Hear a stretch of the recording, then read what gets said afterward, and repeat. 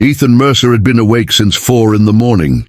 His 7-year-old daughter, Lily, had a fever the night before, and even though it had broken by dawn, he had barely slept, keeping one hand on her forehead every hour to make sure she was okay. If you believe in kindness, second chances, and the power of small moments to change lives, please like, comment, share, and subscribe to Kindness True Stories. Also, tell us in the comments where in the world are you watching from. By the time he had dropped her at school, packed his lunch and squeezed onto the downtown bus, he looked exactly the way he felt. Like a man carrying the weight of the whole world on 2 very tired shoulders. He found a seat near the middle of the bus, pressed his back against the window, and closed his eyes for just a moment. The bus was loud and crowded, smelling of coffee and morning commutes. And all Ethan wanted was to get to work without being late again. His supervisor had already given him 2 warnings that month, and a third would mean losing the job he had held for 3 years. The only job that kept the lights on, kept Lily fed, and kept them in the small apartment they called home. He was a single father in every sense of the word. No backup, no safety net. Just him and Lily against the world every single day. 3 stops later, the bus lurched and a woman stepped aboard.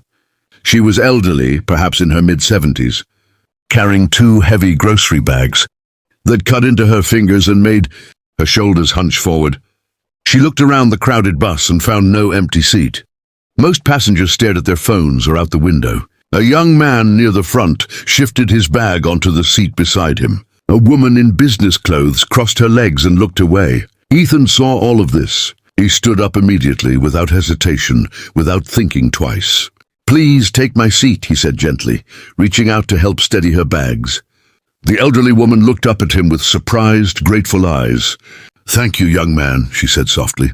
"People don't do this anymore." Ethan simply smiled, grabbed the overhead rail, and shifted to stand near the aisle. He did not make a show of it. He did not look around to see if anyone noticed. He had done it because it was the right thing to do, nothing more. But someone had noticed. Seated 2 rows back in a simple grey coat that gave no hint of his identity was a man named Gerald Holt, one of the most quietly powerful businessmen in the city. He had built a logistics empire from a single truck and 40 years of relentless work. He was known in boardrooms and on financial pages, but in public he preferred to blend in. He had been watching people on buses for decades, he once told an interviewer, because you learn more about a person's character in an ordinary moment than in any interview or meeting. Gerald watched Ethan for the rest of the ride. He noticed the worn shoes, the carefully ironed but faded collar, the exhaustion in his eyes that never quite became bitterness. When the bus reached the next stop, Gerald stood, walked up to Ethan, and quietly handed him a business card. "Come see me Thursday morning," Gerald said simply. 9 o'clock. Ask for me at the front desk.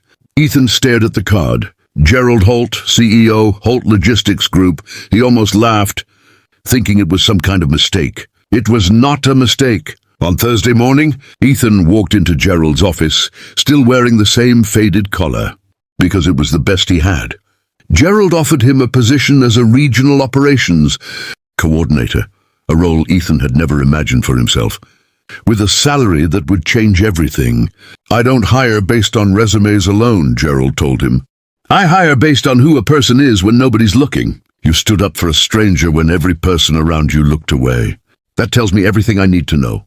Ethan went home that evening and sat with Lily at the kitchen table, helping her with her homework like any other night. But something had shifted. A door had opened, not because of luck, not because of talent, but because of a single quiet choice made on an ordinary morning. Character, it turns out, is always being watched, even when you think no one sees. If this story moved you, please like, share, and subscribe to our channel at Kindness True Stories, where every story reminds you that goodness still exists in this world.